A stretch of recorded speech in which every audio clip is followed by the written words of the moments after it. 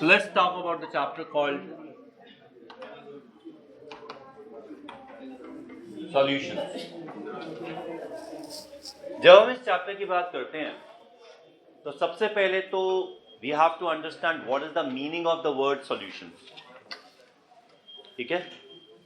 So what's the solution? Homogeneous mixture of. बस उससे आगे मत बोलना. ज्यादा नहीं बोलते, ज्यादा बोल के गलत हो जाता है. A homogeneous mixture is termed solution. इससे ज्यादा कुछ नहीं बोलना. क्लियर? ठीक है, छोड़ दो. Homogeneous mixture is termed a solution. अब solution के बाद हमारे पास words आते हैं solute and solvent. तो सबसे पहले तो आप ये समझ लीजिए कि solute और solvent के अंदर केमिकली कोई डिफरेंस नहीं है. हमारे पास solute और solvent को कोई डिफरेंशिएट करने का तरीका नहीं है. ऐसा नहीं है कि आपको एक सब्सटेंस दिया जाएगा और आप उसको देख के बता देंगे ये सॉल्यूट है या सॉल्वेंट है. सॉल्यूट और सॉल्वेंट की डेफिनेशंस हैं, सम स्पेसिफिक डेफिनेशंस. ठीक है, आज तक हमारे पास 4 डेफिनेशंस हैं सॉल्यूट और सॉल्वेंट की. जो पहली डेफिनेशन है वो सिंपल सा ये कहता है कि हमारे पास कुछ सब्सटेंसेस मिक्स हो गए हैं. हमारे पास अलग अलग फेज में सब्सटेंस है. कोई सॉलिड है, कोई लिक्विड है, कोई गैस है, और हमने उन सबको मिक्स करके एक सॉल्यूशन बना दिया.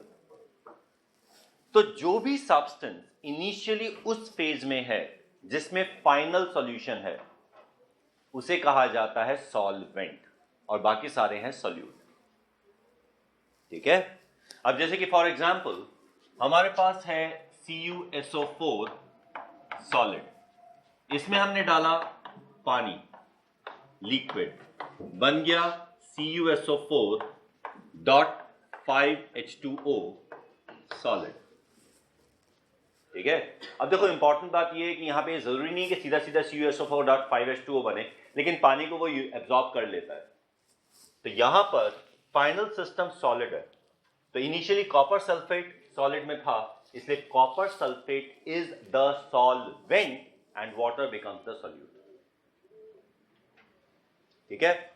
तो ये सबसे पहली डेफिनेशन है, लिख लो. मैंने पहले बताया तो नहीं था ना ये, तो लिखो. The definition of solute and solvent. ये आपको ध्यान रखना है कि केमिकली सॉल्यूट और सॉल्वेंट में कोई डिफरेंस नहीं है. क्लियर? किसी सब्सटेंस को देख के नहीं बोला जा सकता कि ये सॉल्यूट होगा या सॉल्वेंट होगा. ठीक है. तो पहले डेफिनेशन लिख लीजिए. If the substances in different phases, if the substances in different phases mix to form a solution,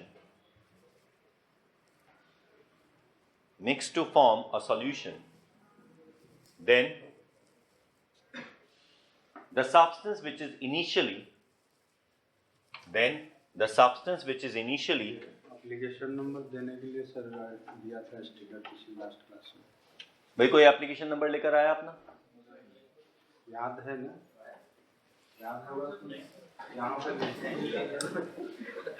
इसमें पासवर्ड जो लिखा है, पासवर्ड नहीं देकर के 12th बोर्ड रोल नंबर लिखना. क्या लिखवा दिया था मैंने? Then the substance which is initially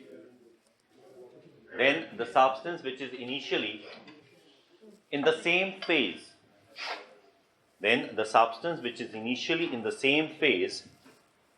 as the final solution is considered the solvent. ठीक है. तो ये हमारे पास पहली डेफिनेशन है. अब दूसरी डेफिनेशन जो हम लिखते हैं, जो कि अक्सर हम यूनिवर्सल सॉल्वेंट के नाम पे ले लेते हैं, वो ये लिखिए. If various liquids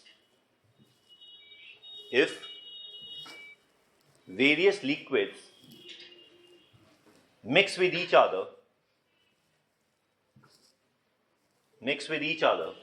to form a solution, mix with each other to form a solution, and one of them is water, and one of them is water, then irrespective of the amount,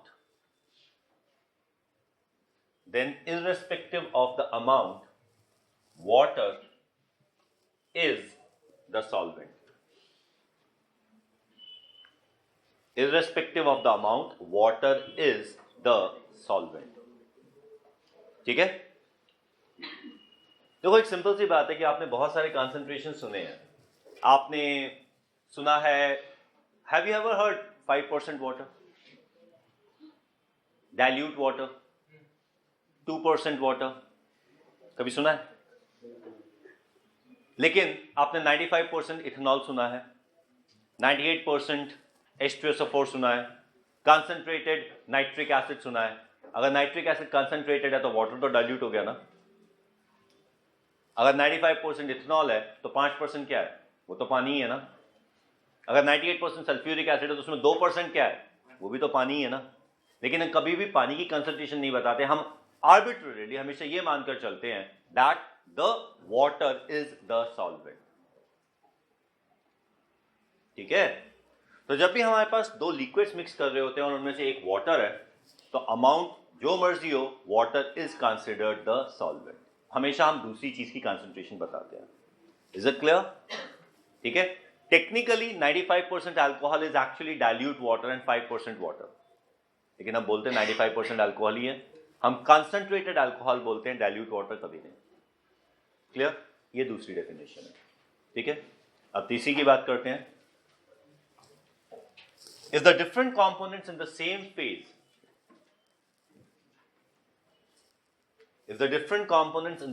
phase, mix with each other, then the component which is in a huge excess, and huge excess का मतलब है कम से कम 5 से 10 गुना. अगर 5-10 गुना नहीं है वो, फिर कुछ नहीं. At least 5 times. बहुत सारी जगह तो 10 टाइम्स से कम में बात नहीं बनती. ठीक है? बट मिनिमम 5 टाइम्स तो होना ही चाहिए. ठीक है? That is at least 5 times of the other component is considered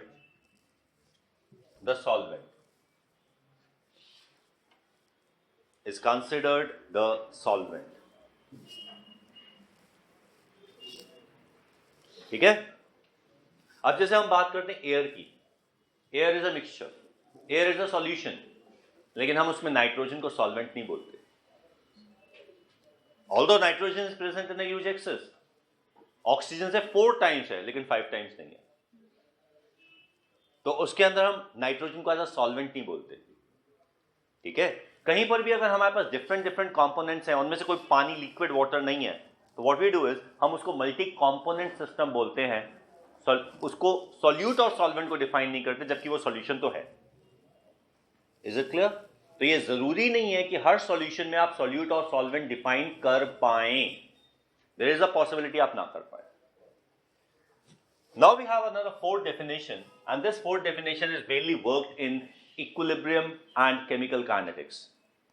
जब equilibrium और chemical kinetics की बात करते हैं, तो we have very simple definition, that is, the solvent is a substance which is present in a huge excess so that its concentration remains a constant throughout the reaction.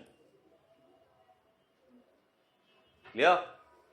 If we can take the concentration of a substance constant throughout the reaction and we can include it in the equilibrium constant or the rate constant, that is the solvent.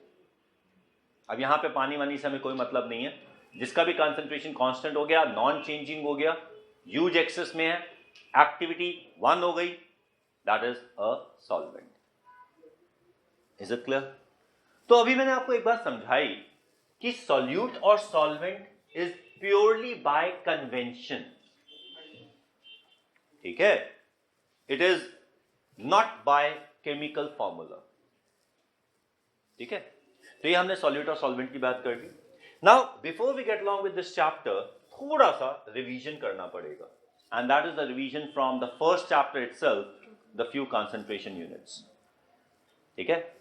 फटाफट कर लेते हैं, सारे याद हैं तुम्हें, तो फटाफट इसका एक क्विक रिकैप करते हुए, सबसे पहला concentration unit is percent by mass, ठीक है, percent by mass. Percent by mass is, और देखो ये यूनिट्स बहुत सिंपल हैं, बहुत इजी हैं, तुम सबको आते हैं, ठीक है, पर आपको तो पता ही है आप उन्हीं चीजों में गलती करते हो जो आपको आती है, जो नहीं आती वो तो तुम छोड़ ही देते हो, गलती थोड़ी ना करते हो, ठीक है। बहुत छोटी सी चीजें हैं, अगर इसमें गलती हो गई तो जैसा कि मैं कहता ही हूं, सर मारने के लिए पत्थर भी नहीं मिलेगा, क्योंकि बाकी लोग सर मार रहे होंगे उससे। तो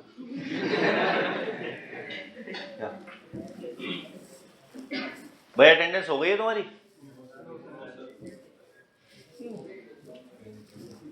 मैं नहीं ले रहा अटेंडेंस, मैं नहीं ले रहा, रोज मैं ही क्यों लूं? तीसरी क्लास दे दो फिर भी अटेंडेंस लूंगा।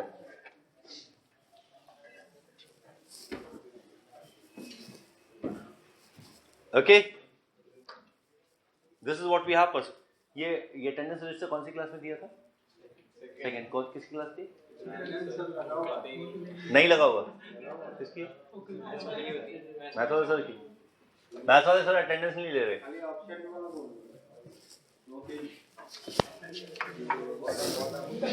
सेकंड क्लास में आपने अटेंडेंस रजिस्टर दिया था, अब राय सर अगर अटेंडेंस नहीं लेते तो हर बार मैं तो नहीं लूंगा ना। नहीं वो लिया नहीं लिया, ये बच्चे ने मार्क लगाया।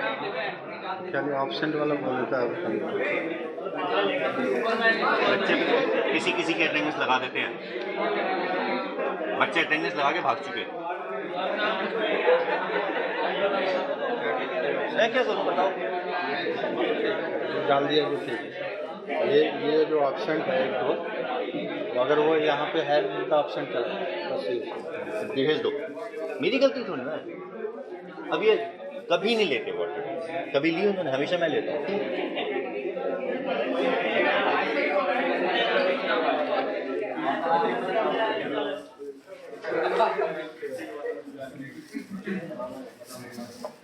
Okay, percentage by mass. अब देखो डेफिनेशन, ये चीजें ना, अब जब हम ये फिजिकल केमिस्ट्री में जा रहे हैं, फिजिकल केमिस्ट्री में हर चीज बाय डेफिनेशन चलती है, उससे नहीं चलती। आपको क्या लगता है? अरे हमें तो ये लगा, अरे नॉर्मली तो यही होता, we are not bothered normally क्या होता है, आपको क्या लगा? Percent by mass means mass of solute upon mass of solution, ये वर्ड याद रखना, into 100, that is percent by mass, ठीक है, clear.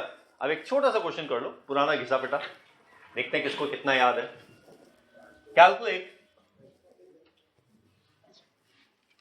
Calculate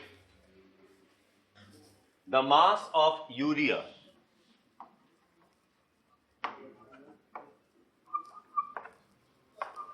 NH2CO NH2 molar mass 60 required to prepare 100 grams of 5% urea solution in water. Answer लिखो, चुपचाप बैठ जाओ। 100 grams of 5% urea solution in water.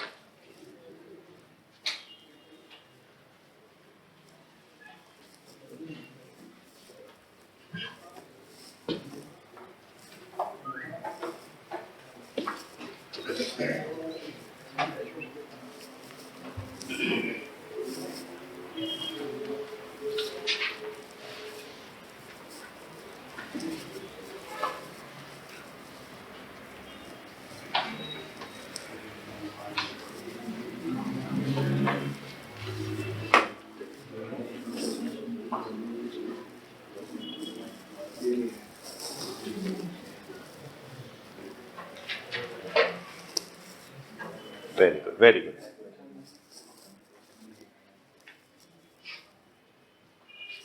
भाई साहब मोलर मास तो आपको दे दिया, अब कर क्या रहे हो? 78 कहां से निकाल दिया आपने? सॉल्यूशन का अच्छा, सॉल्यूशन का मोलर मास निकाला है। Good good good. अबे सॉल्यूशन है, मिक्सचर है, मोलर मास कहां से आ गया उसका? हमें आंसर आ गया? अच्छा एक बात बताओ, आप में से कितनों का आंसर 5 नहीं आया है? ऐसे नहीं है, यहां पे है, मैं देख चुका हूं। अबे तुमसे पूछा क्या था? 5% ऑफ 100 पूछा था।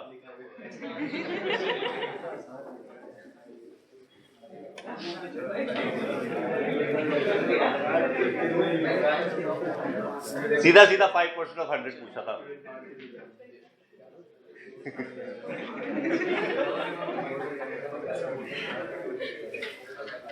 और मजेदार बात, ये क्वेश्चन तो मैं पहले करवा चुका हूं।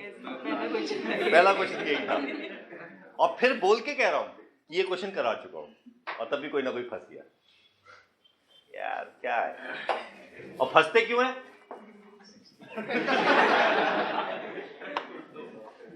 जरूरत ही नहीं है। देखो बेटा, वही मैं ये क्वेश्चन मैंने दोबारा सिर्फ इसलिए दिया था, फंस जाते हो। तुम्हें फंसाने के लिए डिफिकल्टी लेवल ऑफ क्वेश्चन की जरूरत नहीं है।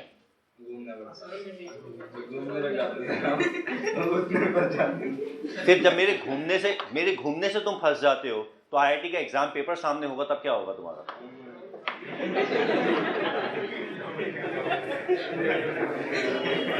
ओके?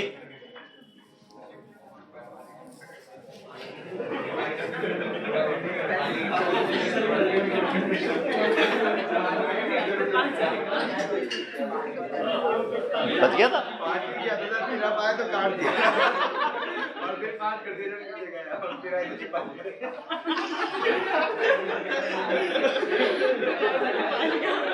नहीं होता है। मैं डरावना नहीं हूं, लेकिन लोग डर जाते हैं। पता नहीं, मैंने तो आज तक किसी को काटा नहीं है। Okay, so that's what we have as percent by mass। और एक बात का ध्यान रखना कि अगर आपको कोई क्वेश्चन दिया जाता है, आपसे कहा जाता है this is 20% solution, be very clear. अगर आपको मेंशन नहीं किया गया ये किस तरीके से है, इसमें क्या प्रॉपर्टी है, क्या हम क्राइटेरिया ले रहे हैं, तो assume it is percent by मास। अगर आपको मेंशन नहीं किया हुआ तो it is percent by mass. Is it clear? अब इस परसेंट बाय मास का आगे भी क्वेश्चन हो सकता है। हम इसको पीपीएम भी ले सकते हैं। Ppm is again by mass only, बस पीपीएम में ये होता है पार्ट्स पर मिलियन।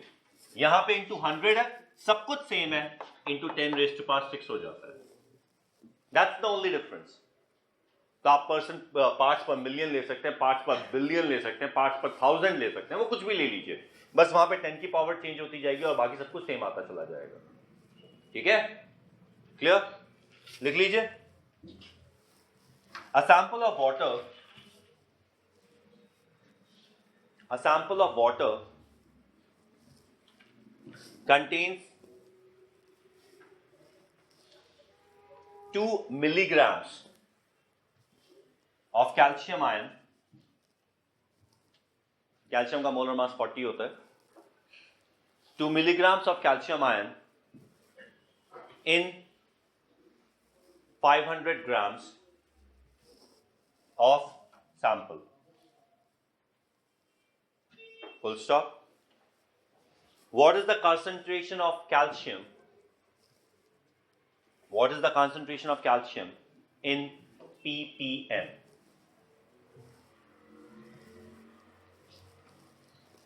और बस इतना ध्यान रखना, percent by mass, ppm, they are dimensionless quantities।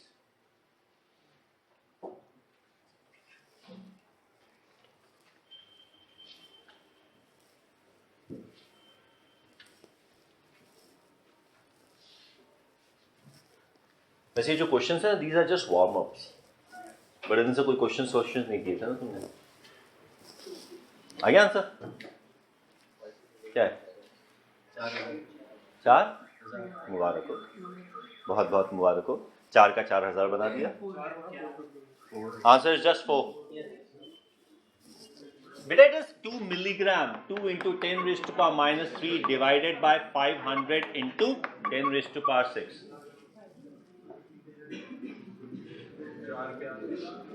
4 कुछ नहीं है, 4 ppm बस। बोला था डायमेंशनलेस।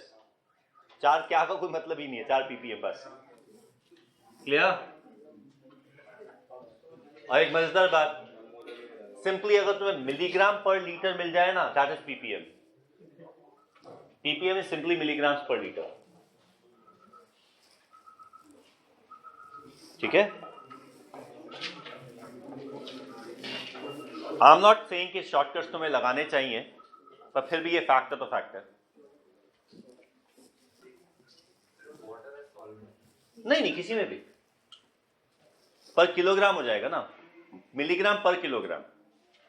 ppm इज मिलीग्राम पर किलोग्राम। वाटर की डेंसिटी 1 होती है तो इसलिए पर लीटर चल जाता है, सिर्फ वाटर में ही तो होगा ना, पर लीटर। बाकी सब में मिलीग्राम पर किलोग्राम तो हर किसी में चलेगा। ओके, अब ये तो हमने ppm की बात की। अब हमारे पास एक और कंसंट्रेशन होता है जिसे हम बोल सकते हैं मास बाय वॉल्यूम परसेंट, जिसे वेट बाय वॉल्यूम परसेंट भी कहा जाता है। Now this is the mass of the solute per unit volume of the solution into 100। ठीक है?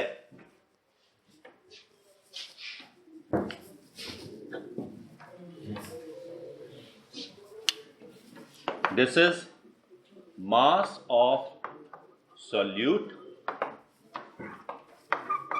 volume of solution into 100। अब देखो ये डायमेंशनल क्वांटिटी नहीं है, तो यहां पे आपको मास और वॉल्यूम का यूनिट डिफाइन करना पड़ जाएगा। मोस्ट ऑफन मास का यूनिट ग्राम्स होता है, वॉल्यूम का यूनिट मिलीलीटर होता है, मोस्ट ऑफन। बट ये और भी कुछ हो सकता है। ठीक है? क्लियर? क्वेश्चन लिख लीजिए। A medicine bottle is labeled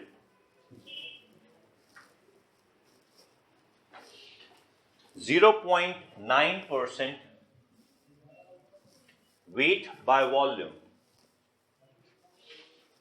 0.9% weight by volume, percent ethyl alcohol, C2H5OH, molar mass 46। ठीक है? Calculate the mass of ethyl alcohol. Calculate the mass of ethyl alcohol in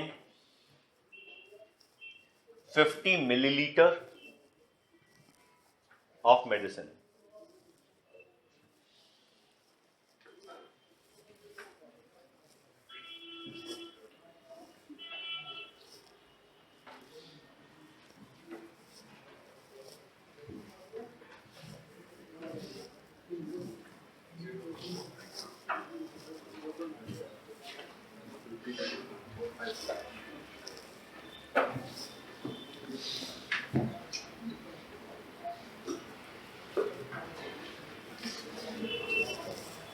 आ गया आंसर? 0.45 ग्राम। कोई confusion?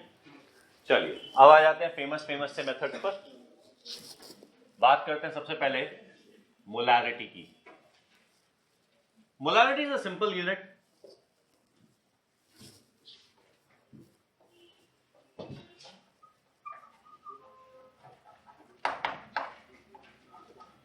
That's moles of solute divided by volume of solution in decimeter cube. You may even call it liters. According to SI, liter and decimeter cube are exactly same. तो litre और decimetre cube में magnitude wise कोई difference नहीं है. तो 1 litre is 1 decimetre cube. Clear? चलिए, तो ये है हमारे पास सीधा सीधा मोलारिटी. एक फॉर्मेलिटी से एक क्वेश्चन कर लीजिए. हाँ, फॉर्मेलिटी कोई यूनिट नहीं है, वो मोलारिटी ही है. देखिए, what's the molarity? What's the molarity of a solution containing 200 milligrams of sodium hydroxide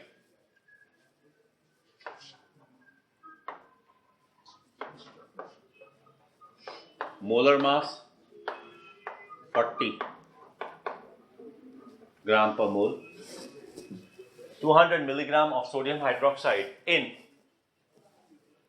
250 milliliter. बस सॉल्व करो.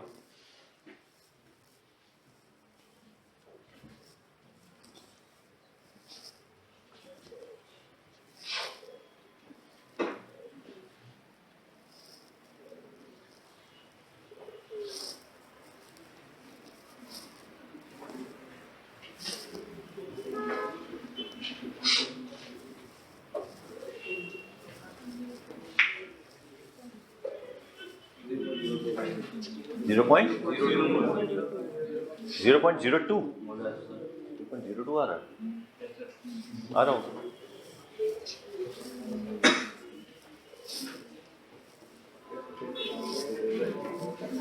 आ गया आंसर? कोई कंफ्यूजन? बेटा आप इसको 1000 से डिवाइड करना. ये क्या है आपका?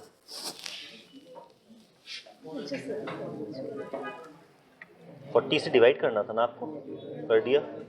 फिर 250, 200 मिलीग्राम है, ग्राम ले लिया आपने. इंटू 10⁻³ है ना, -3. ठीक है? Any confusion? So that's the reaction. ये तो है मोलारिटी की बात. ठीक है? अब देखो, एक वाहियात सी टर्म होती है जिसे कहते हैं नॉर्मेलिटी.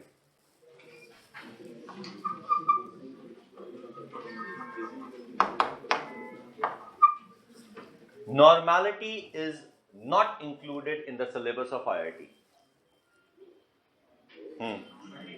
Normality IIT के सिलेबस में नहीं है. नॉर्मेलिटी की डेफिनेशन एनसीईआरटी में नहीं है. कारण यह है कि नॉर्मेलिटी एक फिक्स टर्म नहीं है. किसी भी रिएक्शन के अंदर, किसी भी सॉल्यूशन की मोलारिटी डिफाइन की जा सकती है, परसेंटेज बाय मास डिफाइन किया जा सकता है, मोलालिटी डिफाइन की जा सकती है, हर कंसंट्रेशन यूनिट डिफाइन किया जा सकता है, पर नॉर्मेलिटी डिफाइन नहीं की जा सकती, क्योंकि नॉर्मेलिटी रिएक्शन डिपेंडेंट है. एक ही सॉल्यूशन अलग अलग रिएक्शंस में अलग अलग नॉर्मेलिटी शो करता है. तो इसीलिए नॉर्मेलिटी अगर डिफाइन करनी है तो उसका सीधा सीधा तरीका यह है, you find the molarity and multiply by a number x.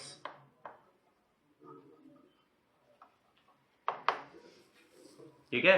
अब इसको x बोल सकते हैं, और हो सकता है अगर तुमने जैसे पहले पढ़ा है तो इसको n फैक्टर बोला हो. ठीक है? किसी इंस्टीट्यूट में इसको z फैक्टर बोला गया. तो ये कोई फर्क नहीं पड़ता, x बोलो, z बोलो, n बोलो. Basically, it's a multiplicative unit. It's a multiplicative number, and this x or z or n is number of equivalents per mole. It is number of equivalents per mole. ठीक है? अब हर reaction के अंदर ये equivalents change हो जाते हैं. जैसे हमने हाइड्रोजन पेरोक्साइड की बात की थी ना, हाइड्रोजन पेरोक्साइड के अंदर we find that hydrogen peroxide अपने हर रिएक्शन में 2 इक्विवेलेंट पर मोल बन जाता है। As an oxidising agent it accepts 2 electron, as a reducing agent it releases 2 electron, as an acid it releases 2H+। तो वहां पे ये मल्टीप्लिकेटिव फैक्टर 2 बन जाता है। KMnO4, अब अगर KMnO4 का रिएक्शन करवाते हैं, अगर हम आप उसको बेसिक मीडियम में ले लेते हैं तो वहां पे 3 इलेक्ट्रॉन का चेंज होता है।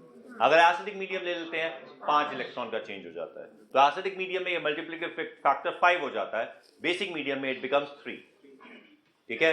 अब सल्फ्यूरिक एसिड अगर limited amount of sodium hydroxide के साथ रिएक्ट कर रहा है तो वो 1 H+ रिलीज करता है, तो वहां पे उसका 1 हो जाता है, 1 इक्विवेलेंट पर मोल।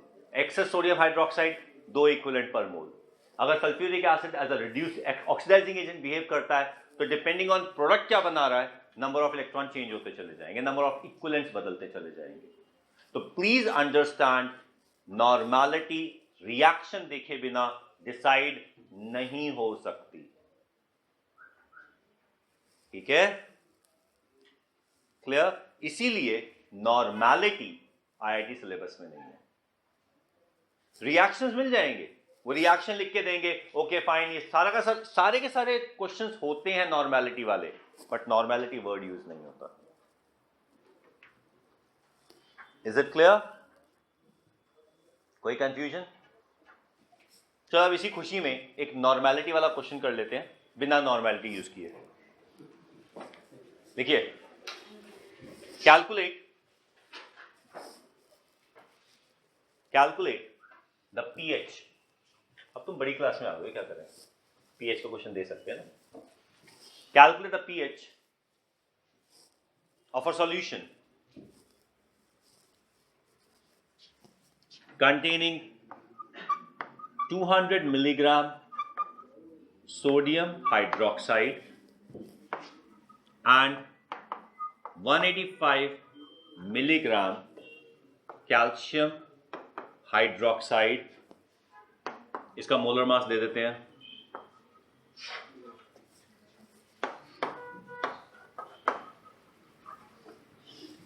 इन 500 मिलीलीटर। सॉल्व।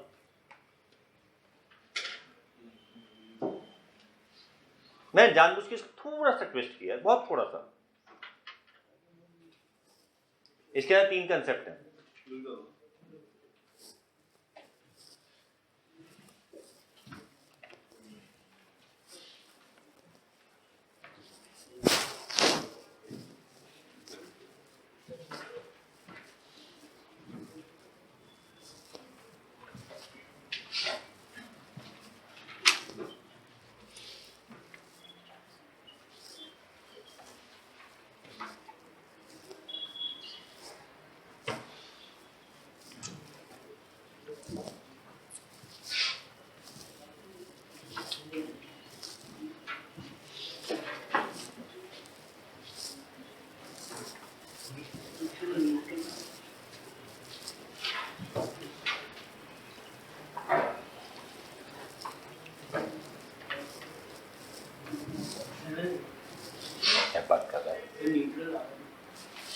भाई साहब, कैल्शियम हाइड्रोक्साइड है, सोडियम हाइड्रोक्साइड है, दोनों ऐड हो गए, सब्ट्रैक्ट कर दिए।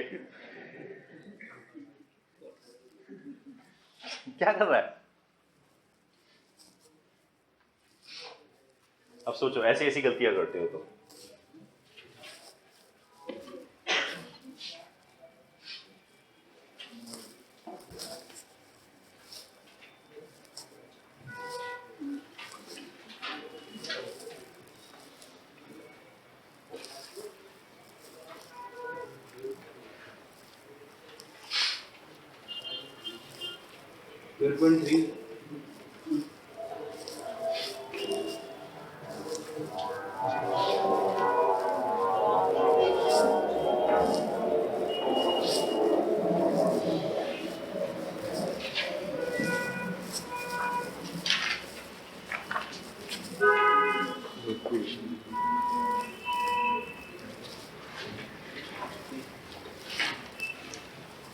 हाँ जी भाई, क्या हुआ?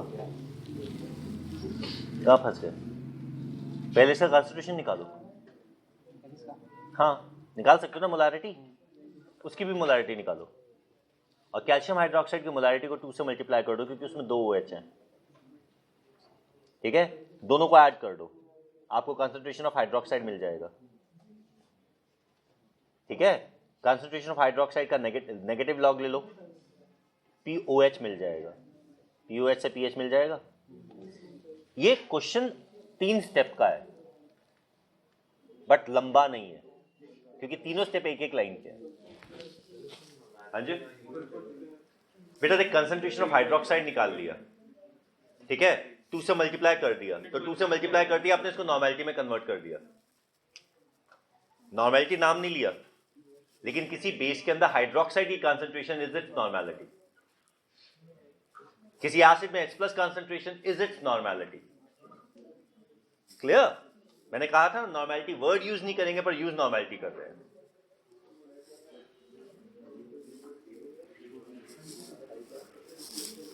क्या हुआ बेटा? log 2 की वैल्यू 0.3 होती है। हाँ वही आएगा क्योंकि आना था।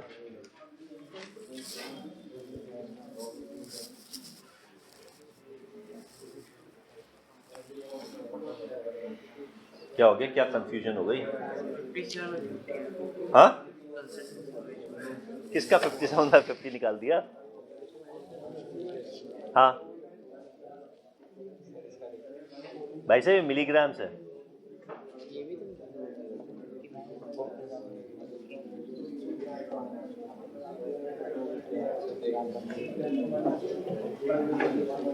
ठीक है, ये भी 10⁻³ आ जाएगा।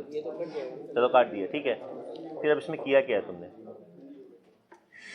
अबे मास निकाल दिया यार, मोल्स निकालना था। मोल नहीं डालेगा? 74 भाई साहब, कैल्शियम हाइड्रोक्साइड में 2 OH है, इसको मल्टीप्लाई कहाँ किया? इसको करना था ना, इसको 2 से मल्टीप्लाई कर, सिर्फ इसको। हाँ अब ये 5 + 5 आएगा।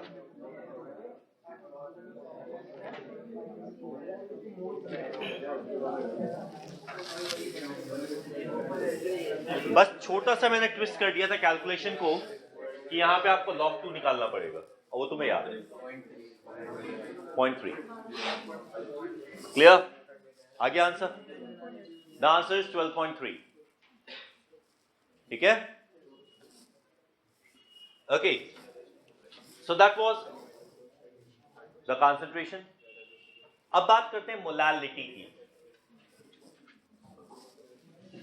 और मजेदार बात ये कि इस चैप्टर के लिए मोलालिटी सबसे ज्यादा इसमें इंपॉर्टेंट यूनिट है।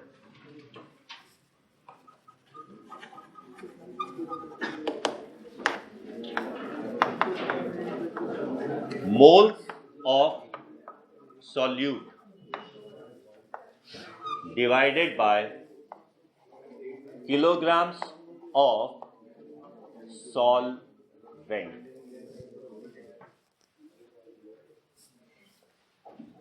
That's molality। ठीक है? एक घिसा पिटा सा क्वेश्चन देखो। Calculate the molality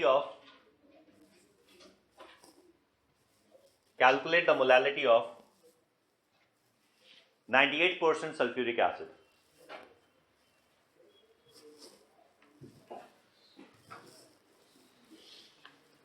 answer?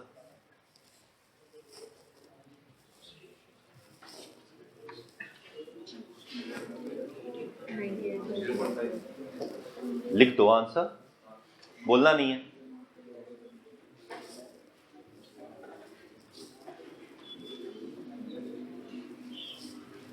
क्या निकाल रहा है? 2 + 32 + 64 98 आ तो गया। हाँ, molar mass of sulphuric acid is 98।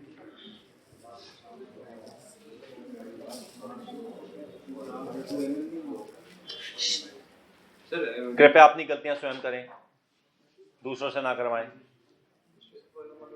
98 मैं जब क्वेश्चंस देता हूं उसमें कैलकुलेशन थोड़ी ना होते हैं।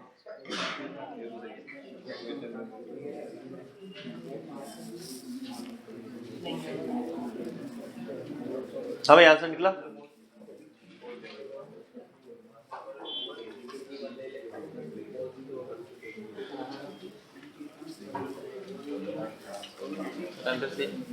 ना, गलत है।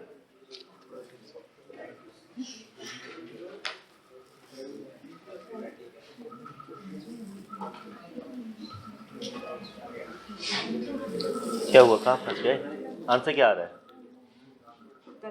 नहीं, सही आ रहा है। क्यों गलत आएगा जब सही मेथड लगाया है तो?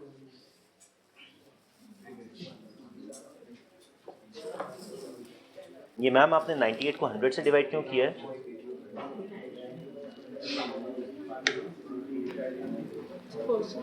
परसेंट मैंने कब बोला? 98% है ना?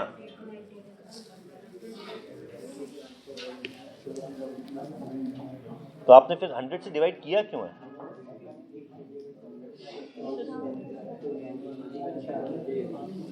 आपने 100 ग्राम तो वैसे ही ले लिया 2 × 10⁻³ लेकर।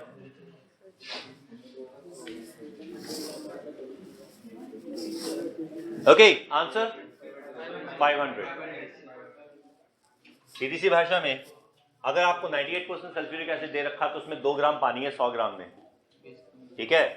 तो इट इज 98/98 डिवाइडेड बाय 2/1000। 100 ग्राम ले लिया आपने सॉल्यूशन को, 500 मोल लल। Is it clear? कोई कंफ्यूजन? अच्छा, एक छोटा सा सवाल, what is molarity of pure water? याद है ना? Good, 55.55 moles per litre. ठीक है, next unit, mole fraction.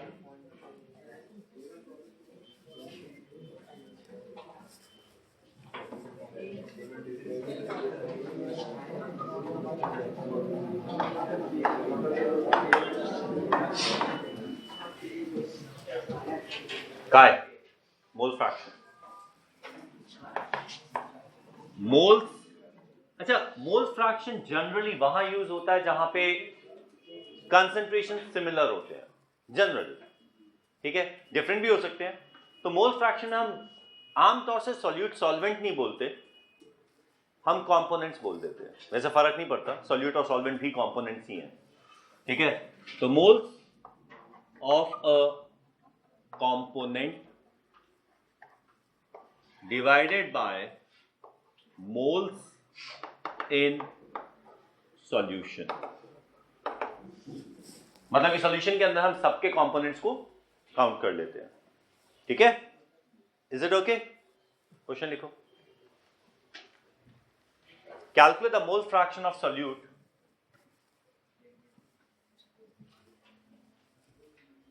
calculate the mole fraction of solute in 1 molal. Calculate the mole fraction of solute in 1 molal aqueous solution.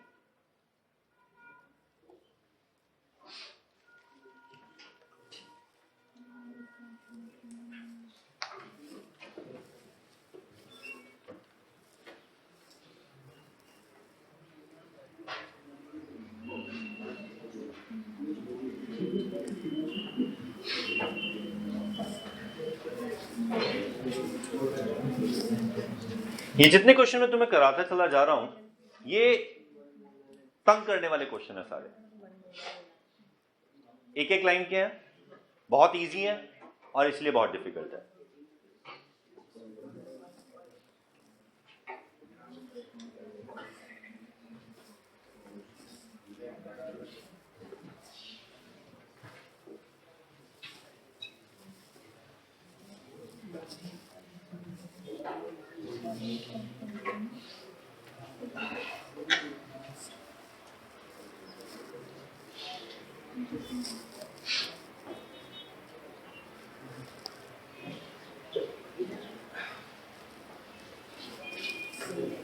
आ गया answer?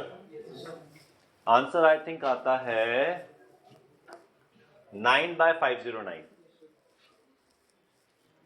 वही आया जो तुमने लिखा है। क्या हुआ?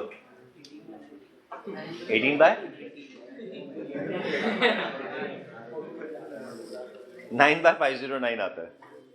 अरे देखो ना, अगर आपने यहां पे 1 किलोग्राम ऑफ सॉल्वेंट मान लिया, 1 किलोग्राम ऑफ सॉल्वेंट, ठीक है, तो 1 किलोग्राम ऑफ सॉल्वेंट में 1 मोल ऑफ सॉल्यूट है, तो it is 1 mole of the solute divided by 100,000 by 18, ये रहा मोल फ्रैक्शन। ठीक है, कोई confusion?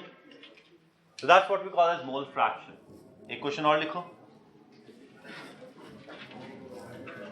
Calculate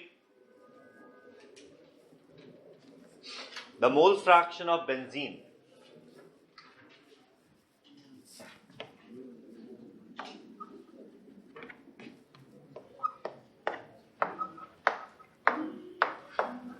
in a solution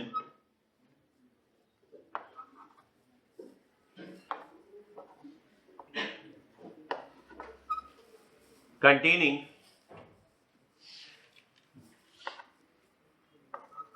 78 grams of benzene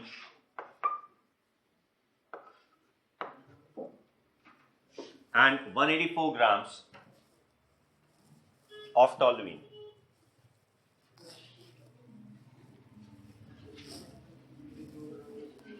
Molar mass benzene 78, molar mass toluene 92.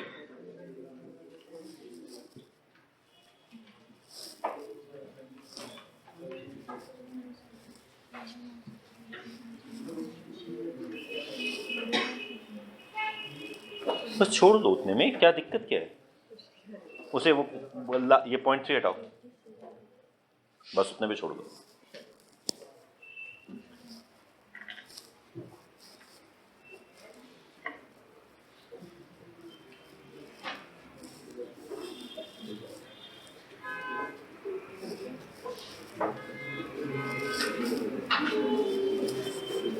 आ गया ना आंसर? भाई साहब 78/78 है, 74 कहां से आ गया?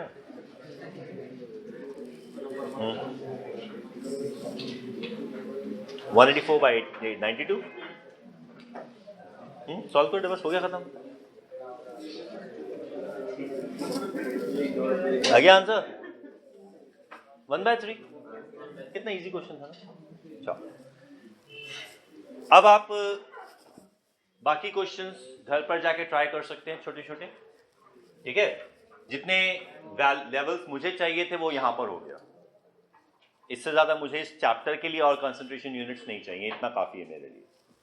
ठीक है, तो अब हम इस चैप्टर की बात करते हैं, द चैप्टर कॉल्ड सॉल्यूशंस।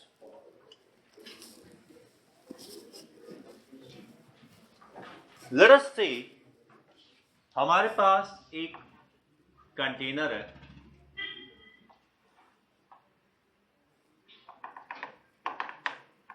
यहां पर कोई लिक्विड है, कोई सा भी लिक्विड हो सकता है, पानी ले लो, बेंजीन ले लो, टॉलुइन ले लो, your wish, whatever liquid you want. ठीक है, देयर इज अ लिक्विड और यहां से वी पंप अ गैस। ठीक है, वो गैस कोई भी हो सकती है, बट नाइट्रोजन ले लेते हैं, आर्गन ले लो, कोई दिक्कत नहीं है मुझे, ऑक्सीजन ले लो, आर्गन ले लो, हाइड्रोजन, हीलियम, जो मर्जी ले लो। बस हमारी कोशिश ये है कि जो ये सब्सटेंस है ये गैस मत लो, बाकी कोई भी ले लो। ठीक है, you pump in the gas. अब देखो, जैसे जैसे इसमें गैस पंप करते चले जाओगे, the number of molecules of the gas in the region above the liquid will keep on increasing. ठीक है, जब गैस मॉलिक्यूल्स यहां पे बढ़ते चले जाएंगे तो these gas molecules will strike the wall of the container and the surface of the liquid. Gas का प्रेशर बढ़ता चला जाएगा। ठीक है। अब ये कुछ ऐसा सिस्टम हो गया कि आपके पास छोटी छोटी प्लास्टिक की हवा वाली बॉल्स हैं, अंडे जिसे बोलते हैं, प्लास्टिक वाले, और आपने एक टब में उसको फेंक के ऐसे मारते हो। Now if you hit it, then in that case there is a possibility because of the force it might move in, बाहर आ जाएगा, agreed, लेकिन फोर्स की वजह से अंदर जा सकता है। अब आप कंटिन्यूअसली उस पर मारते चले जा रहे हो, then the time with which it is remaining in it will keep on increasing, ठीक है। अब यहां पर भी कुछ ऐसा ही होता है, जैसे जैसे आप गैस के मॉलिक्यूल्स का नंबर यहां पे बढ़ाते चले जा रहे हो, the number of molecules striking the surface of the liquid will keep on increasing, और जैसे जैसे number of molecules striking the surface of the liquid increase करता है, the number of molecules of the gas in the liquid will keep on increasing. कोई confusion इस बारे में? ठीक है, बहुत ही ऑब्वियस सा लॉजिकल सा रीजन मैंने आपको दिया है, मुझे तो ऐसा लॉजिकल लगता है, आप बताओ नहीं लगता तो। ठीक है, जितना गैस इसमें है that would be considered the solubility of the gas, and जो हमने अभी डिस्कस किया उसके हिसाब से गैस की solubility in a liquid will keep on increasing with the increase in partial pressure of the gas over the liquid. Is it clear?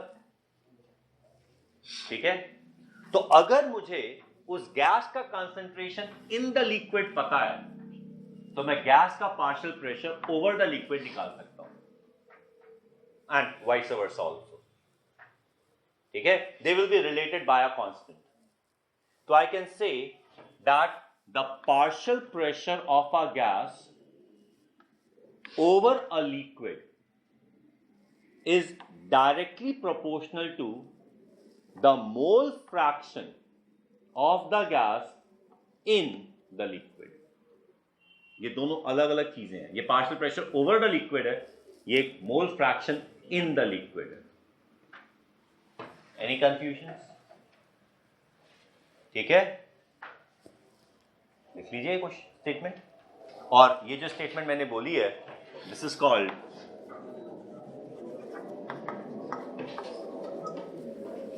Henry's law. The statement is the partial pressure of a gas, the partial pressure of a gas over a liquid, the partial pressure of a gas over a liquid is directly proportional to the mole fraction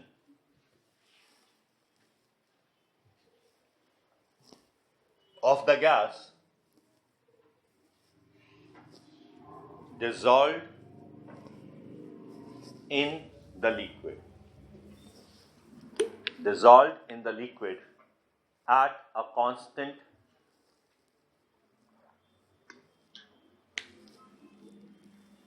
temperature.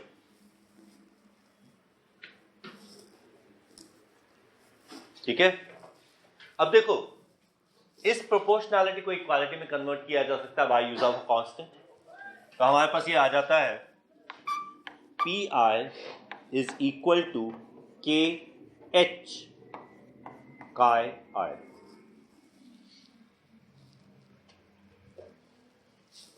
ठीक है, K H into chi i. What will be the unit of K H? K H का unit हो जाएगा pressure में। ठीक है, it could be atmosphere, it could be bar, it could be mmHg, but it will be having the unit of a pressure because mole fraction dimensionless quantity है। ठीक है, अब देखो, मैंने आपसे कहा था कि पार्शियल प्रेशर अगर पता है तो मोल फ्रैक्शन निकल जाएगा, मोल फ्रैक्शन अगर पता है तो पार्शियल प्रेशर निकल जाएगा। Is it clear? तो ये जो मैंने लिखा था P i is proportional to chi i, I can even write chi i is proportional to P i. हर इक्वेशन में ऐसा नहीं होता कि a is proportional to b then b is proportional to a, हर किसी में ऐसा नहीं होता, लेकिन इस इक्वेशन में है। Clear? a is proportional to b का मतलब b is proportional to a नहीं होता, पर इसमें है, तो इसलिए इसको उल्टा भी लिखा जा सकता है। Force of gravity is proportional to mass, is mass proportional to force of gravity? Calculate तो कर सकते हैं। कैलकुलेट करना और प्रोपोर्शनल होना फर्क है। ग्रेविटेशनल कांस्टेंट को आप फोर्स, मास और डिस्टेंस से कैलकुलेट कर सकते हो ना? तो क्या ग्रेविटेशनल कांस्टेंट फोर्स, मास और डिस्टेंस पे डिपेंडेंट है? कैलकुलेट फ्रॉम इक्विलिब्रियम कांस्टेंट को कंसंट्रेशन से कैलकुलेट किया जा सकता है, बट क्या इक्विलिब्रियम कांस्टेंट कंसंट्रेशन डिपेंडेंट है? देखो, स्टेटमेंट वर्ड्स में फर्क है। सर आपने यहाँ पे कहा ना कि कैलकुलेट किया जा सकता है, मैंने यहां पे क्या बोला? प्रोपोर्शनल है, मैंने कैलकुलेट किया जा सकता है नहीं बोला। उसके रीजन में आपने कहा था कि कैलकुलेट किया जा सकता है। मैंने ये नहीं बोला, वो रीजन नहीं है, वो रीजन नहीं है। अगर मैं ये बोलता हूं कि इसको कैलकुलेट किया जा सकता है इसलिए प्रोपोर्शनल है, बिल्कुल गलत स्टेटमेंट है, एब्सोल्युटली रॉन्ग स्टेटमेंट। मैंने ऐसा कहा नहीं है, पर तुमने अगर समझा है तो गलत समझा है। ठीक है? यहां पर बात यह है कि अगर मैं गैस को यहां डिसॉल्व करना शुरू करूं, यहां पे बबल करना शुरू करूं, तो ऑटोमेटिकली प्रेशर बढ़ता जाएगा जैसे जैसे इसका मोल फ्रैक्शन बढ़ेगा। ठीक है? मैं दोनों में से किसी भी एक चीज को इंक्रीज करूंगा, दूसरा अपने आप इंक्रीज होगा ही होगा, तो इसलिए वो प्रोपोर्शनल है। ठीक है? क्योंकि ये यहां पे कोई और फैक्टर ही नहीं है।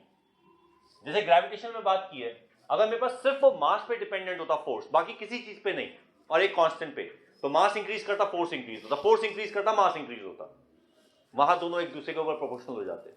बट यहां पे दूसरे फैक्टर भी तो है, डिस्टेंस भी तो है। ठीक है?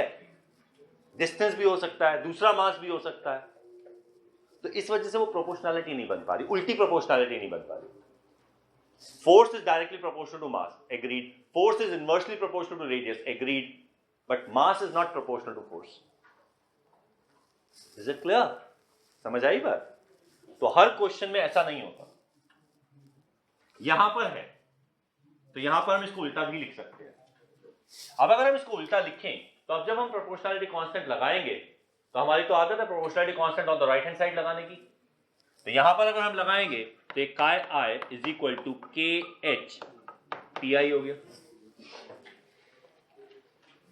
अब सुनो, ये दोनों इक्वेशन सही है,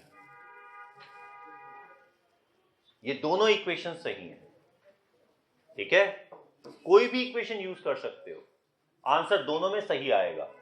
बस दिक्कत यह है कि अगर मैं इसको के डैश मानूं, तो K dash H is equal to 1 by K H.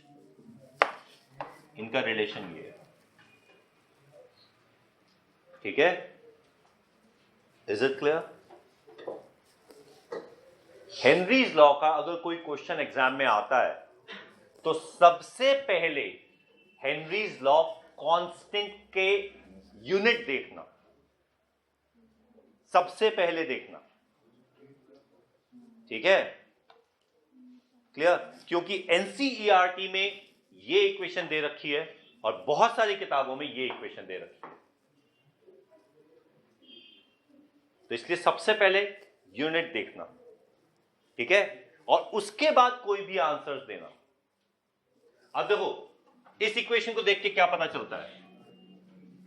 KH की वैल्यू जितनी ज्यादा है, गैस की सॉल्युबिलिटी उतनी कम है। देखो इसमें KH की वैल्यू जितनी ज्यादा है, गैस की solubility for a given pressure उतनी ही कम है। और इस इक्वेशन को देखोगे तो उल्टा दिखेगा। ठीक है?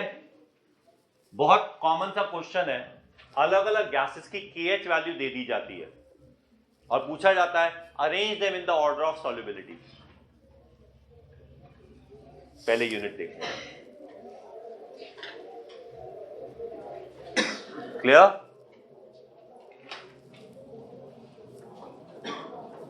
Is this thing clear?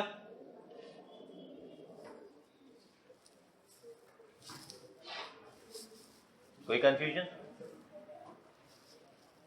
ठीक है, फिर से कह रहा हूं, अगर कोई तुम मुझसे कहते हो सर अगर केएच की वैल्यू ज्यादा होती है तो सॉल्युबिलिटी ज्यादा होगी या कम होगी, आई कांट आंसर दैट। मैं सीधा बोलूंगा यूनिट क्या है केएच का, कौन सी इक्वेशन यूज कर रहे हो, depending on the equation answer उल्टा हो जाएगा। Is it clear? ठीक है, ओके। अब एक बात सोचो, ये गैस है, ठीक है, गैस सॉल्यूशन में गई, क्लियर? एंट्रोपी का जो चेंज है वो पॉजिटिव है या नेगेटिव?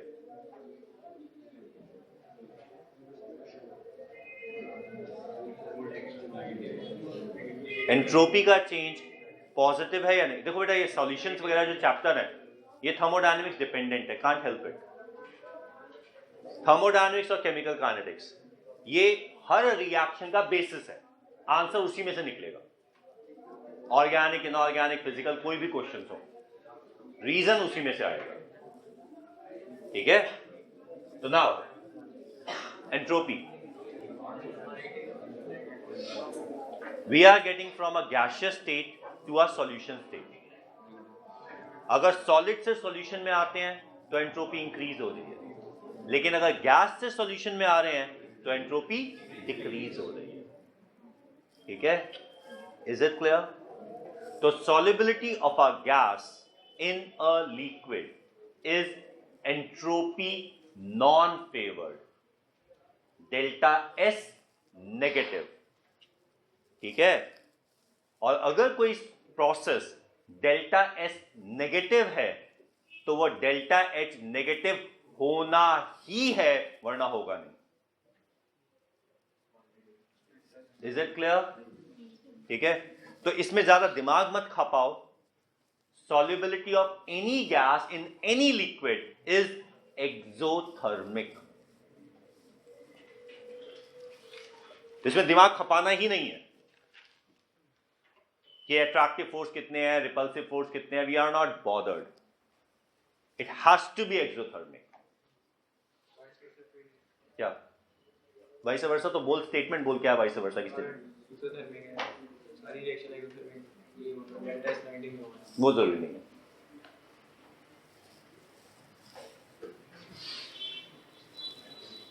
ठीक है, लेकिन एक बात ध्यान रखना, spontaneous reaction,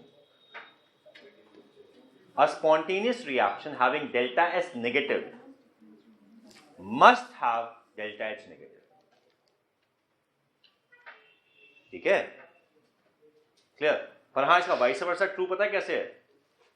any spontaneous reaction having delta H positive has to have delta S positive,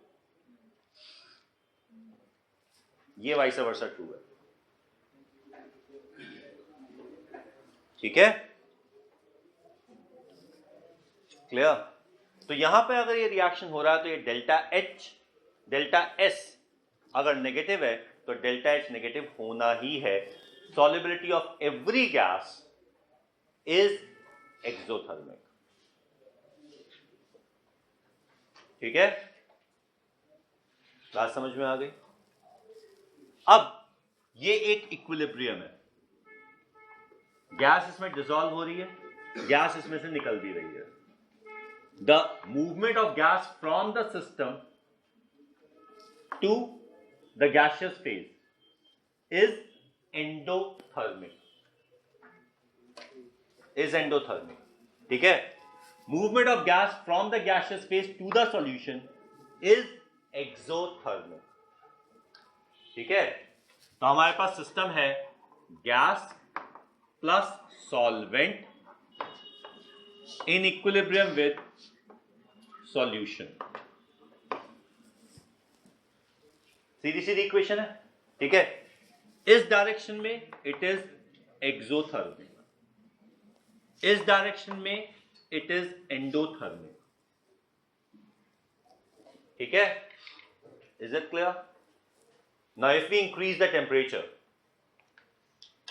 which direction will the reaction shift?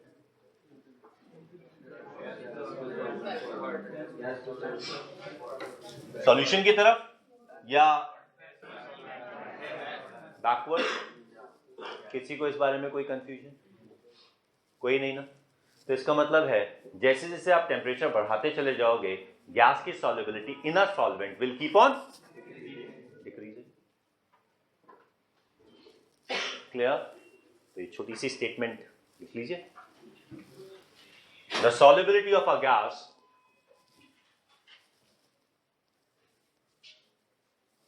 in a solvent, obviously,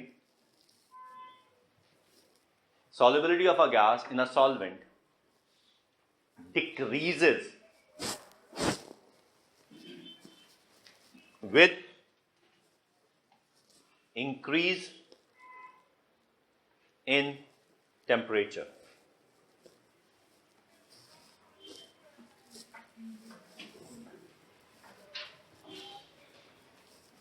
कोई कंफ्यूजन, कोई डाउट? ओके, चलिए अब एक छोटा सा सवाल है.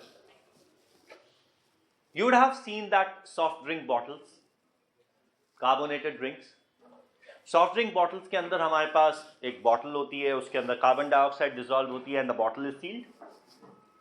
It is being transported in the trucks. That's a normal temperature. जो भी आउटसाइड टेम्परेचर है, हो सकता है वो 40 डिग्री है, हो सकता है वो 10 डिग्री है, 5 डिग्री है, वॉट एवर इट इज. ठीक है? लेट अस से हम नॉर्मल 25 डिग्री सेल्सियस की बात करते हैं.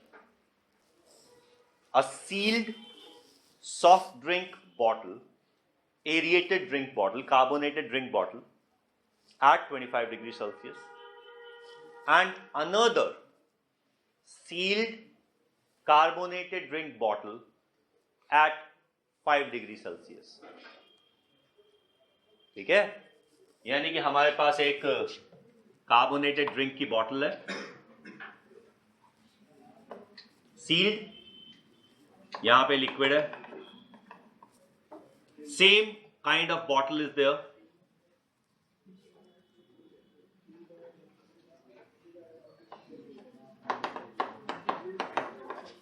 ये 5 डिग्री सेल्सियस पे है, ये 25 डिग्री सेल्सियस पे है.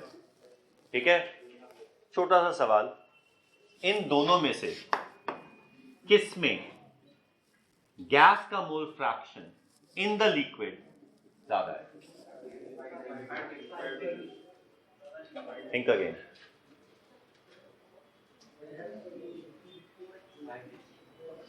अब मैं आंसर दूं और फिर सोचना.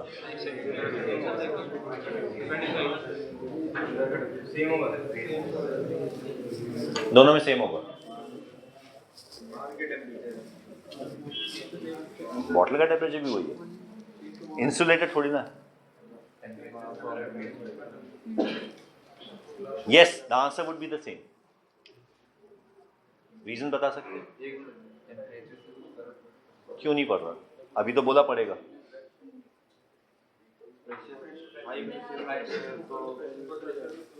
बेटा एक सिंपल सी बात यह है कि आप टेम्परेचर अगर बढ़ा रहे हो तो ऊपर गैस का प्रेशर भी बढ़ रहा है, और टेम्परेचर कम कर रहे हो तो गैस का प्रेशर भी कम हो रहा है. तो एक सील्ड बॉटल के अंदर प्रेशर चेंज होगा, टेम्परेचर चेंज होगा, लेकिन मोल फ्रैक्शन चेंज नहीं होगा. Increase in pressure, increase in temperature को कंपनसेट कर रहा है. Is it clear? इस पूरे क्वेश्चन का ट्रिक है सील्ड बॉटल. सील्ड बॉटल, अगर वो सील्ड नहीं है तो फर्क आ जाएगा. ठीक है? अब अगर कोल्ड ड्रिंक की ठंडी बॉटल का ढक्कन खोल दिया जाए, ठीक है, तो उसके अंदर से गैस धीरे निकलेगी. लेकिन अगर नॉर्मल टेम्परेचर पे बॉटल का ढक्कन खोल दिया जाए तो उसमें गैस बहुत जल्दी फिजल आउट हो जाएगी. Got it clear? ठीक है? यही क्वेश्चन था ना? हाँ. You are providing it energy. और उसमें नमक डाल दो और जल्दी निकल जाती है। इसे कहते हैं सॉल्टिंग आउट। मतलब कि आपने एक दूसरा सॉल्वेंट सॉल्यूट डाल दिया है तो वो सॉल्यूट इसको धक्का मार के बाहर निकाल देता है, कुछ भी जो उसमें डिसॉल्व हो सके। ठीक है ना? तो यहां पे वो बात है कि इसे कहते हैं सॉल्टिंग आउट। ये सॉल्टिंग आउट सोप में यूज होता है, इसमें यूज होता है कि एक सॉल्वेंट डाल के, एक सॉल्यूट डाल के आप दूसरे सॉल्यूट को निकाल देते हैं।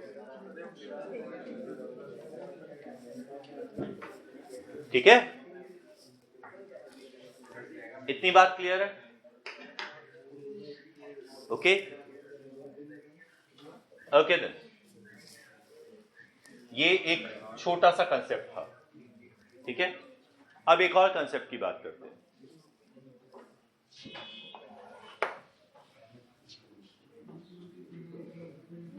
हमारे पास एक कंटेनर है, लेट्स से यही वाला कंटेनर है। ठीक है, हमने इसके अंदर गैस पंप की। ठीक है,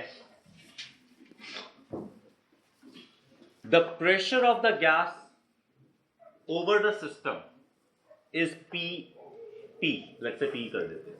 ठीक है, the mass of the gas dissolved in the system is M. ठीक है, the volume of the gas dissolved in the system is V. ठीक है, so you pump a gas, make the pressure P, the mass of the gas dissolved becomes M, the volume of the gas dissolved becomes V. Now you pump more of the gas, make the pressure of the gas 2P. You pump more of the gas, make the pressure 3P. What will be the change in mass and volume?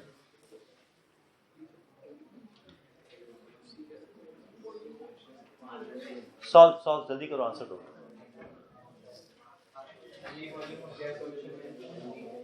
Volume of the gas dissolved in the solution. V is not the volume of solution.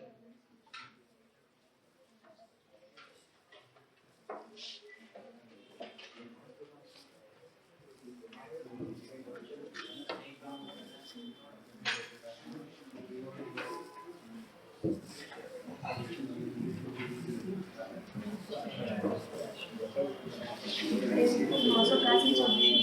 M is mass of gas in solution. P is the pressure of the gas over the solution. M is the mass of the gas dissolved in solution. V is the volume of the gas dissolved in solution.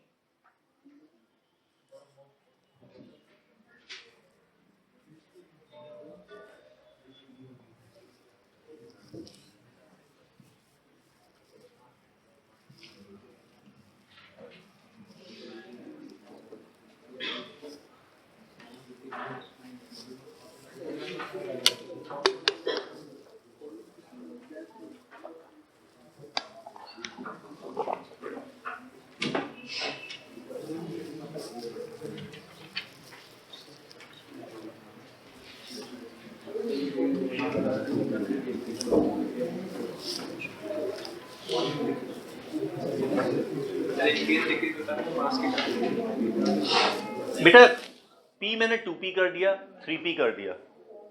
ठीक है, तो M बताइए कितना हुआ और V बताइए कितना हुआ। तो यहाँ पे इंक्रीज डिक्रीज थोड़ी ना होगा, यहाँ पे तो वैल्यू आ जाएगी ना।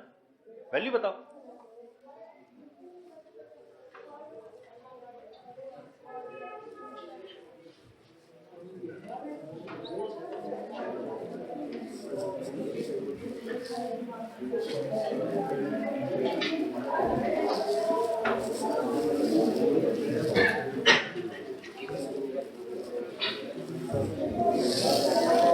क्या कर रहा है?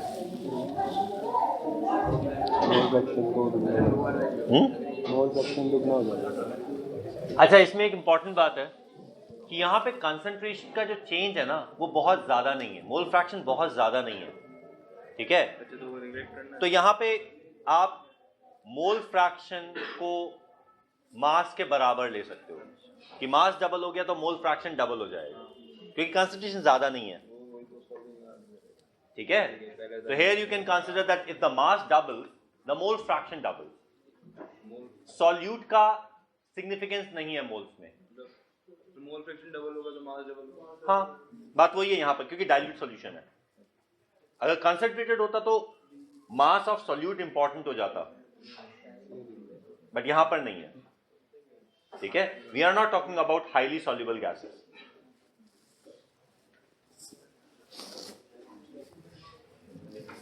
Here you can simply take mole fraction directly proportional to mass and mass directly proportional to mole fraction.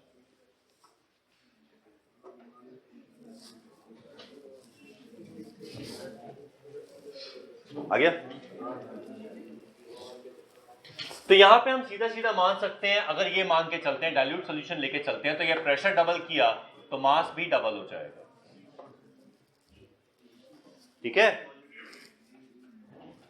अगर प्रेशर 3 टाइम्स किया तो मास भी 3 टाइम्स हो जाएगा. ठीक है, क्लियर?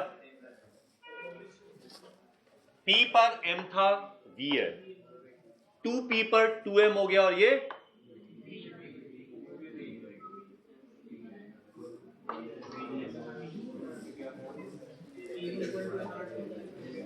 कोई कंफ्यूजन?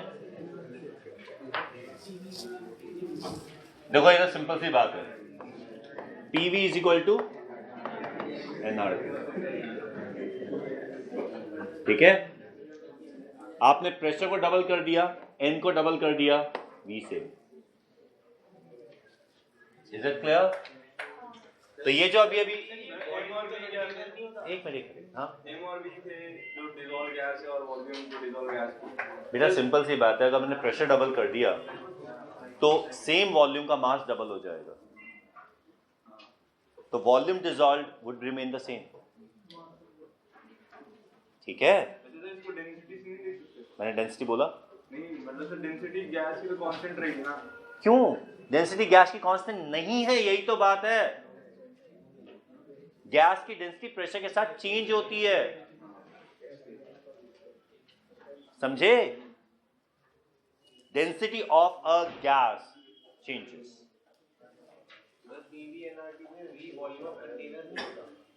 हाँ, तो यहां पे हमने उतना वॉल्यूम ऑफ कंटेनर को डिसॉल्व कर दिया ना, इतनी वॉल्यूम गैस की डिसॉल्व हो गई, उसको एक वर्चुअल कंटेनर ही तो मान रखा है हमने. हमने कंटेनर लिया, उसके ऊपर पिस्टन लगा दिया, अब इतनी वॉल्यूम का डिक्रीज हो गया, उतनी वॉल्यूम डिसॉल्व हो गई ना, समझे? देखो, यू आर एब्सोल्युटली राइट, यहां पे हम वर्चुअल कंटेनर लेके उसको डिसॉल्व कर रहे हैं. Is it clear? Okay, now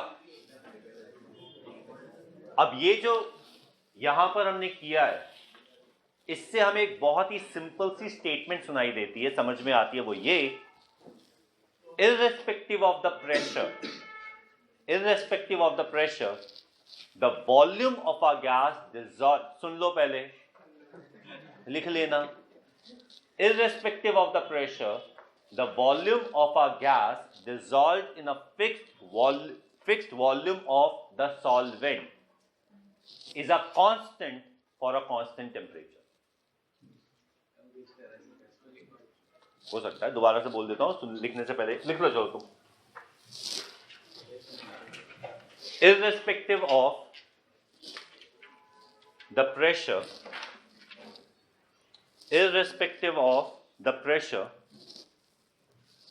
the volume of a gas dissolved in a fixed volume of the solvent is a constant for a given constant temperature.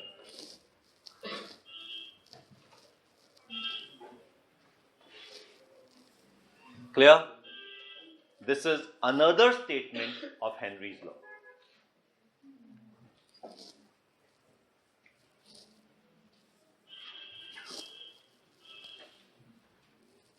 ठीक है, अभी देखो हमने यहां तक कुछ छोटी छोटी चीजें की हैं।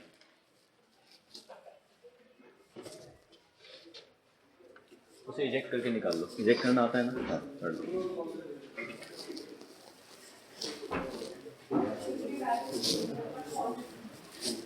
ओके, तो हमने इसमें कुछ चीजें समझी हैं इतने टॉपिक में। पहली चीज हमने देखा कि गैस का प्रेशर बढ़ाते चले जाओगे, सॉल्युबिलिटी बढ़ती चली जाएगी। ठीक है, जितनी ज्यादा सॉल्युबिलिटी उतना ही ज्यादा पार्शियल प्रेशर, पहली चीज। दूसरा, solubility of a gas is an exothermic process. तो जैसे जैसे आप टेम्परेचर को कम करोगे सॉल्युबिलिटी बढ़ेगी, टेम्परेचर को बढ़ाओगे सॉल्युबिलिटी कम हो जाएगी। ठीक है। तीसरा, प्रेशर जो मर्जी हो, volume of a gas dissolved in a given solvent is a constant. ठीक है। चौथा, for a sealed container whatever be the temperature, the mole fraction remains a constant. ठीक है, समझ आई ये चारों चीजें? एक बार सोच लो,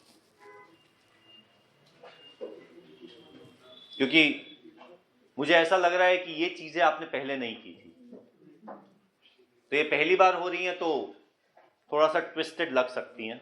वैसे मैंने ऐसा कुछ नहीं बताया जो बहुत अनऑब्वियस हो, नॉर्मली बताया सब कुछ, फिर भी कुछ पूछना है तो पूछ लो, क्योंकि इन चीजों पे सीधे सीधे क्वेश्चन बन जाते हैं। ठीक है, क्या मैं खुद भूल जाता हूं यार, लिख अब बीच में एक पॉइंट में भूल गया ना, देख वो मैं भूल गया, अभी भी याद आया था, कुछ भूल गया बता था।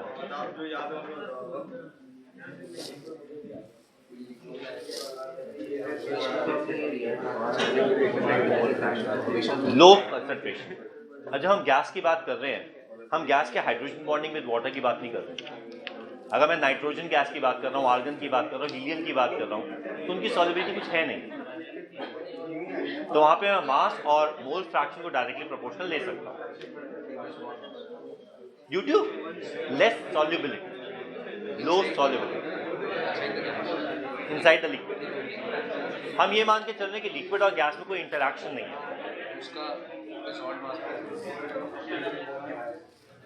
ठीक है।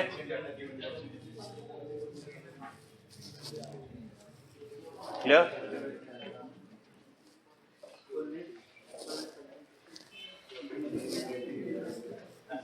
So that was a thing called Henry's law। और जब हमने हीलियम के यूज की बात की थी कि that is used in under sea, वो जो तुम बता रहे थे divers and under sea, that is the application of Henry's law. ठीक है, इस इक्वेशन के हिसाब से आप कह सकते हो helium has a very high value of Henry's law constant and hence helium has a very low solubility in water. ठीक है, इस इक्वेशन के हिसाब से आप कह सकते हैं helium has a very low Henry's law constant, hence it has a low solubility in water. ठीक है, so depending on which equation we are talking about, we may say Henry's law constant to be high or low. But one thing is clear, use of helium instead of nitrogen under sea for undersea operation is an application of Henry's law. ठीक है, अब इसमें बड़े बेकार के question बनते हैं। अब जैसे एक question, fishes survive better in cold water as compare to warm water, solubility of oxygen. अब मुझे नहीं पता फिशेस को ठंडे पानी में सर्दी लगती है या नहीं लगती, लेकिन that's what they say, they survive better in cold water as compare to warm water because of the solubility of oxygen. ठीक है, क्लियर?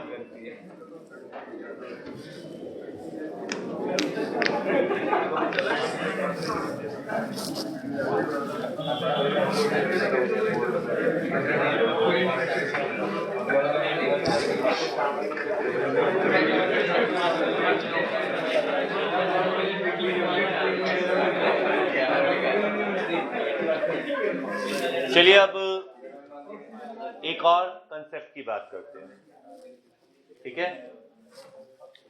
सीधा सीधा कंसेप्ट है,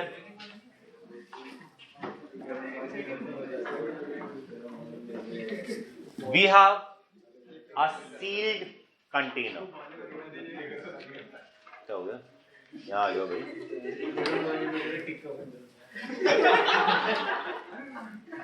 किसका टिक्का बना रहे? फिश टिक्का। गर्म पानी में ढूंढना बनता है टिक्का।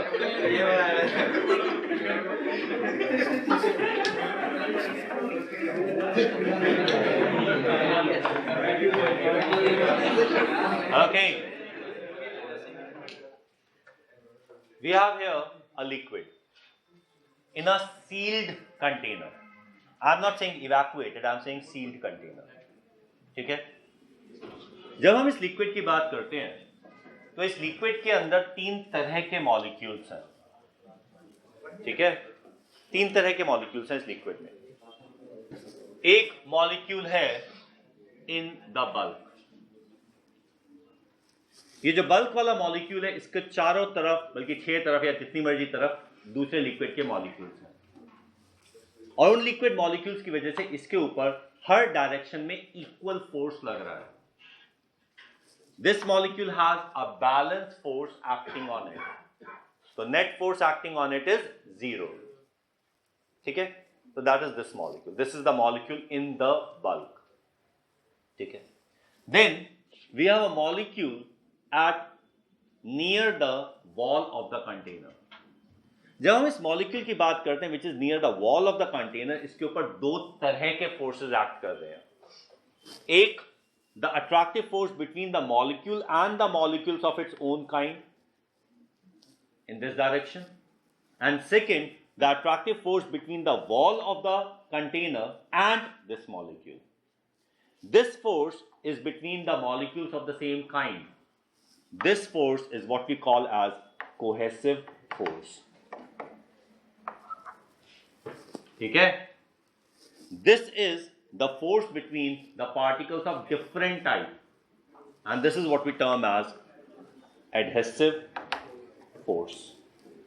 ठीक है? These are different forces. Different particles are involved. So these forces in general are different. Different का मतलब ये है कि हो सकता है cohesive force adhesive force पे dominate कर जाए। अगर cohesive force adhesive force पे dominate हो गया तो इस मॉलिक्यूल के ऊपर एक नेट फोर्स एक्ट कर रहा होगा टूवर्ड्स द बल्क,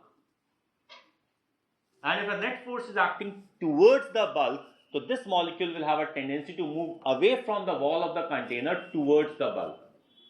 अगर ऐसा हुआ तो ये मॉलिक्यूल पीछे की तरफ हट जाएगा और यहां पर हमें लिक्विड ऐसे दिखाई देगा।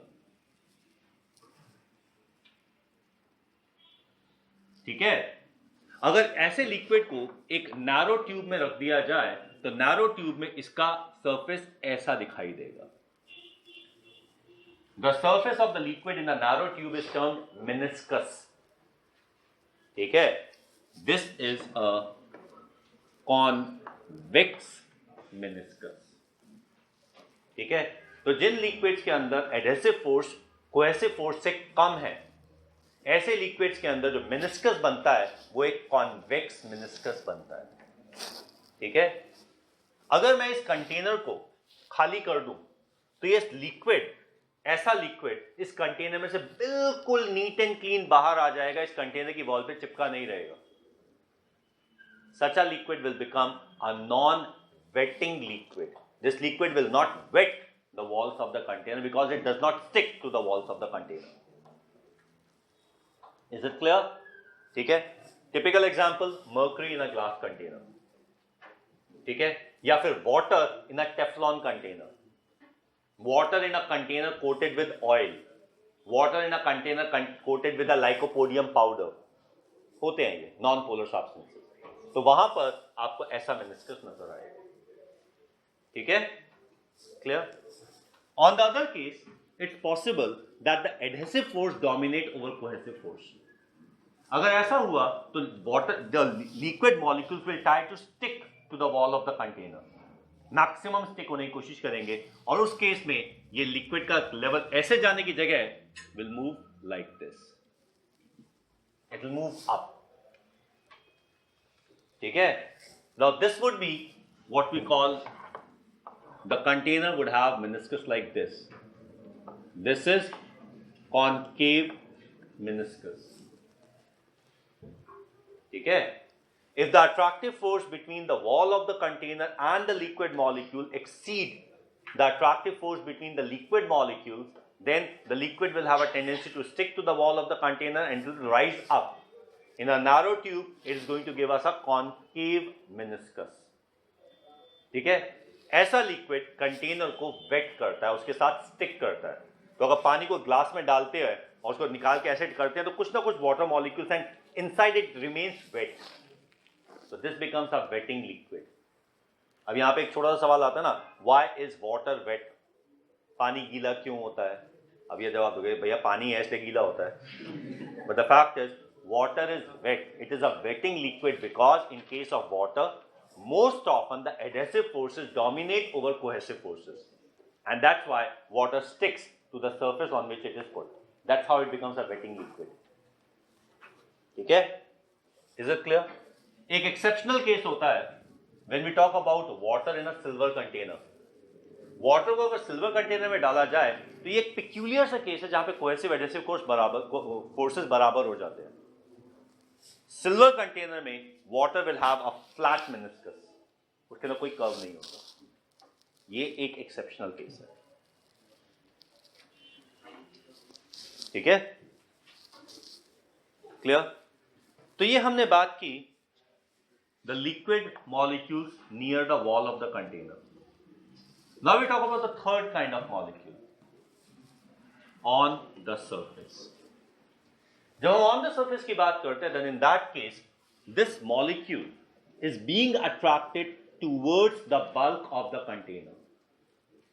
ठीक है, इस molecule के ऊपर air molecules हैं, और अगर हम बल्क की बात करें तो बल्क में मॉलिक्यूल्स का concentration as compare to the air huge है। तो हम एयर के मॉलिक्यूल को नेग्लेक्ट कर सकते हैं as far as attractive force is concerned.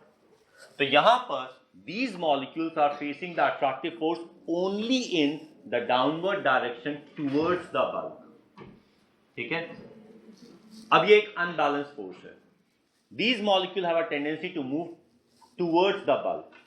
अब टुवर्ड्स द बल्क जब मूव करने की कोशिश करते हैं, अंदर वाले मॉलिक्यूल्स को अंदर तो जाने नहीं देते, ठीक है, and that is why these molecules have a tendency to move closer to each other, ठीक है। तो ये जो ऊपर वाले लिक्विड मॉलिक्यूल्स हैं, they form a kind of a stretched membrane. In molecules के ऊपर अट्रैक्टिव फोर्स बल्क से या फिर साइड वाले मॉलिक्यूल्स के कंपैरिजन में अट्रैक्टिव फोर्स कम है। तो अगर अट्रैक्टिव फोर्स किसी सिस्टम में कम हो जाता है तो उसकी एनर्जी ज्यादा हो जाती है। जितना ज्यादा अट्रैक्टिव फोर्स उतनी कम एनर्जी, जितना कम अट्रैक्टिव फोर्स जितना ज्यादा रिपल्सिव फोर्स उतनी ज्यादा एनर्जी। तो इन मॉलिक्यूल्स की energy as compare to bulk, as compare to the molecules on the wall ज्यादा है, ठीक है, क्लियर।